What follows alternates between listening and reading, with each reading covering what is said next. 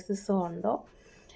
അതിൻ്റെ ഒരാൾ എൻ്റെ അടുത്ത് ഇങ്ങനെ ഒരുപാട് ഷൗട്ട് ചെയ്തപ്പോൾ ഞാൻ അയാളുടെ അടുത്ത് പറഞ്ഞു. ഇങ്ങനെ ആയി കഴിയുമ്പം അവർക്ക് ഒരുപാട് എന്താ പറയുക. ഹലോ ഫ്രണ്ട്സ്, നമസ്കാരം. Welcome back to my channel. ഇന്നത്തെ വീഡിയോയിൽ കൂടി ഞാൻ നിങ്ങളുമായി പങ്കുവയ്ക്കാൻ പോകുന്നത്, നമ്മൾ ജർമ്മനിയിൽ ഡ്യൂട്ടി ചെയ്യുമ്പോൾ നമ്മൾക്ക് റേസിസം ഉണ്ടോ, അതിൻ്റെ ഒരു ബുദ്ധിമുട്ട് നമ്മൾ അനുഭവിക്കേണ്ട വരുമോ എന്നുള്ളതിനെക്കുറിച്ചാണ് കേട്ടോ.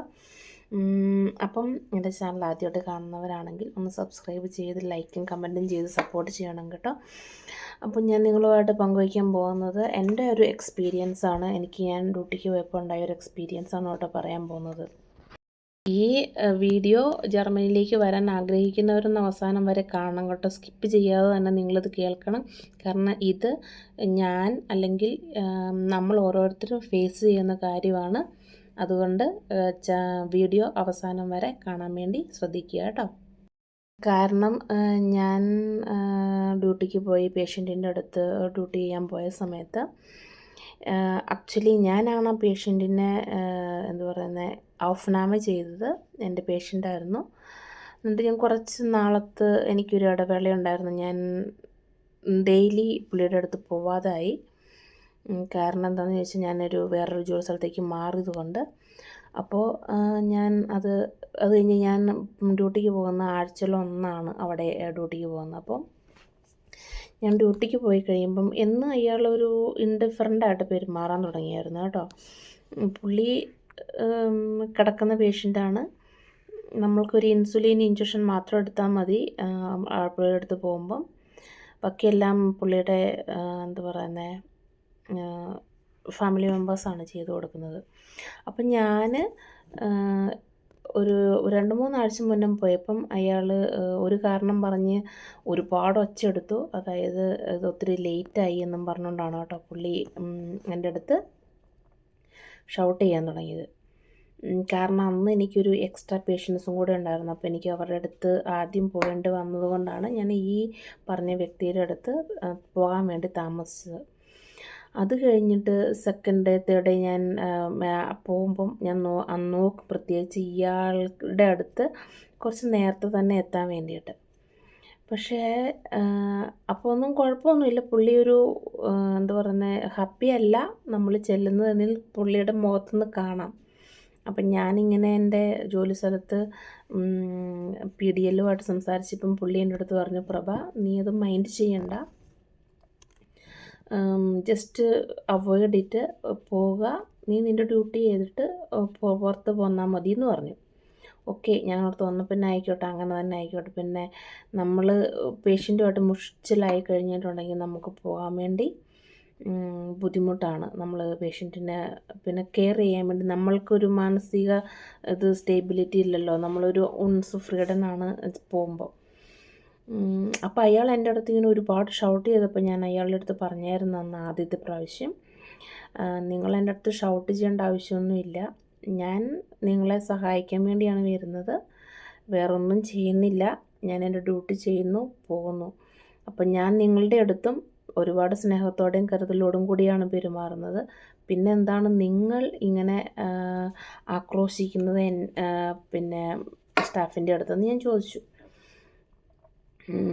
എന്നിട്ട് എനിക്കാണെങ്കിൽ ഭയങ്കര സങ്കടവും കാര്യങ്ങളൊക്കെ വന്നു കേട്ടോ.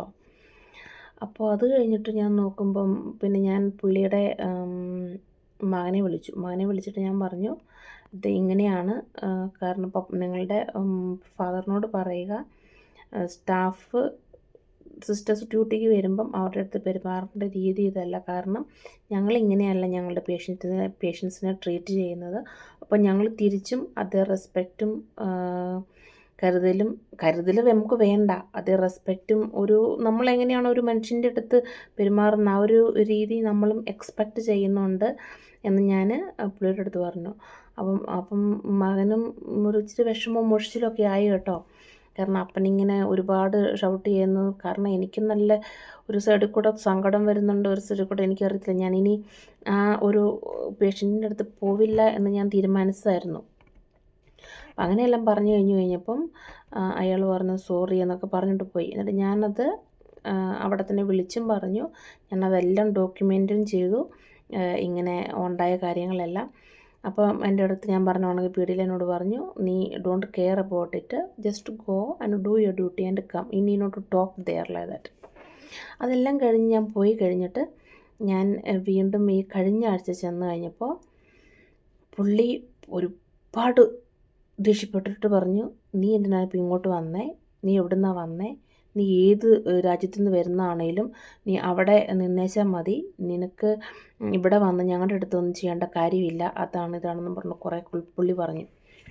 അപ്പം ഞാൻ എന്ന് വെച്ചിട്ട് ഞാനൊന്നും മിണ്ടിയില്ല. ഞാൻ പറഞ്ഞു, ഞാൻ എൻ്റെ ഡ്യൂട്ടിയേ ചെയ്യുന്നുള്ളൂ, എന്നെ അപ്പോയിൻ്റ് ചെയ്ത കമ്പനി എന്നെ നിങ്ങളുടെ അടുത്തേക്ക് അയച്ചു, ഞാൻ നിങ്ങളുടെ അടുത്ത് വരുന്നു, എന്നോട് പറഞ്ഞിരിക്കുന്ന കാര്യം ഞാൻ ചെയ്യുന്നു, എൻ്റെ ഡ്യൂട്ടി ചെയ്യുന്നു, ഞാൻ പോകുന്നു. കാരണം അങ്ങനെ ഒരു നമ്മൾ ഒരാളുമായിട്ട് ഇങ്ങനെ എന്താ പറയുക, റേസിസം കാണിക്കാൻ പാടില്ല, അവരുടെ റെസ്പെക്റ്റ് ചെയ്യണമെന്നാണ് ജർമ്മനിയിലെ നിയമം തന്നെ. അപ്പോൾ അങ്ങനെ പറഞ്ഞിട്ട് ഞാൻ പോകുന്നു കേട്ടോ. അപ്പോൾ തന്നെ ഞാൻ ഓർത്തു, അന്നേരം തന്നെ ഞാൻ ഓർത്തു പിന്നെ ഇൻചാർജിനെ വിളിച്ച് പറയണം. പക്ഷെ ഞാൻ പിന്നെ ഓക്കെ ലീവ് ഇട്ടെന്ന് പറഞ്ഞു ഞാൻ പോന്നു. പിറ്റേ ദിവസം വിളിച്ച് പറയാൻ നമുക്കൊണ്ട് പറഞ്ഞ് പോന്നപ്പം പിന്നെ ഞാൻ മറന്നുപോയി സത്യം പറഞ്ഞേക്കാം. ഇപ്പോൾ കഴിഞ്ഞ വെള്ളിയാഴ്ച ഞാൻ പുള്ളിയുടെ അടുത്ത് വിളിച്ച് സംസാരിച്ചായിരുന്നു. അപ്പോൾ എനിക്ക് അതിൻ്റെ മറുപടി കിട്ടിയിട്ടില്ല. അപ്പോൾ ഒന്ന് ചോദിച്ചിട്ട് വേണം പോകാൻ. അപ്പം ഇതുപോലെയുള്ള കാര്യങ്ങൾ നമ്മുടെ ഡേ ടു ഡേ ലൈഫിൽ ജർമ്മനിയിലേക്ക് വരുന്ന എല്ലാ നേഴ്സുമാരും ഫേസ് ചെയ്യേണ്ടതായിട്ട് വരും കേട്ടോ.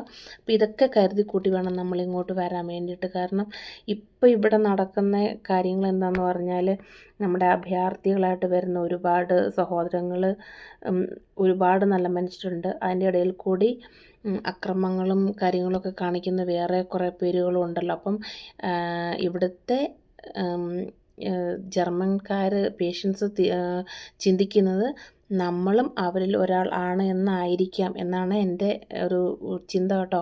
അതുകൊണ്ടായിരിക്കും അവരങ്ങനെ അത്രയും, കാരണം ഈ ന്യൂസിൽ കൂടെ മുഴുവൻ കേൾക്കുന്ന, അവർക്ക് വേറെ എവിടെയും പോകാനില്ല, പറയാനില്ല, അവരിങ്ങനെ കിടന്ന് ന്യൂസുകൾ കാണുന്നുണ്ട്, അവർ പിന്നെ ഓക്കെയാണ്. അപ്പോൾ അങ്ങനെ ആയി കഴിയുമ്പം അവർക്ക് ഒരുപാട് എന്താ പറയുക, ദേഷ്യം, അരിശം ഒക്കെ കൂടെ വരും. കാരണം ഈ പുറം രാജ്യത്തു നിന്ന് വരുന്നവരാണല്ലോ ഇവിടെ ഈ കാണിച്ചു കൂട്ടുന്ന മുഴുവൻ. അപ്പോൾ ആ ഒരു ഫ്രസ്ട്രേഷനും നമ്മളിലേക്ക് ഇട്ട് തരുന്നതാണെന്നാണ് എനിക്ക് തോന്നുന്നത്. എന്തായാലും ഞാൻ എൻ്റെ പേഷ്യൻറ്റിൻ്റെ പറ്റി ഞാൻ പുള്ളിയുടെ അടുത്തുനിന്ന് സംസാരിച്ചത് എനിക്കറിയണം, പുള്ളി അവരുടെ ഫാമിലി മെമ്പേഴ്സുമായിട്ട് സംസാരിച്ചിട്ടുണ്ടോ ഇല്ലയോ എന്ന്. ഇപ്പം അടുത്തൊരു വീഡിയോയിൽ ഞാൻ അതിൻ്റെ എന്താണ് കാര്യങ്ങൾ എങ്ങനെയായെന്നറിയാം. പക്ഷേ എനിക്കിപ്പം നാളത്തെ കഴിഞ്ഞ് ഡ്യൂട്ടിക്ക് പോകേണ്ടത് പുള്ളിയുടെ അടുത്ത് പോകാനുണ്ട്. അപ്പം ഞാൻ പറഞ്ഞു, ഞാൻ ആ പേഷ്യൻറ്റിൻ്റെ അടുത്ത് ഇനി പോവില്ല എന്ന് ഞാൻ പറഞ്ഞായിരുന്നു. എനിക്കറിയത്തില്ല പുള്ളി എന്താ തീരുമാനിച്ചിരിക്കുന്നതെന്ന്. അപ്പോൾ അടുത്ത വീഡിയോയിൽ ഇതിനെപ്പറ്റി പറയുന്നതായിരിക്കും കേട്ടോ. അപ്പോൾ വേറൊരു വീഡിയോയുമായി വരുന്നത് വരെ ബൈ, ടേക്ക് കെയർ. അപ്പോൾ എൻ്റെ ചാനൽ ആദ്യമായിട്ട് കാണുന്നവരാണെങ്കിൽ ഒന്ന് സബ്സ്ക്രൈബും ലൈക്കും കമൻറ്റും ചെയ്യണം കേട്ടോ.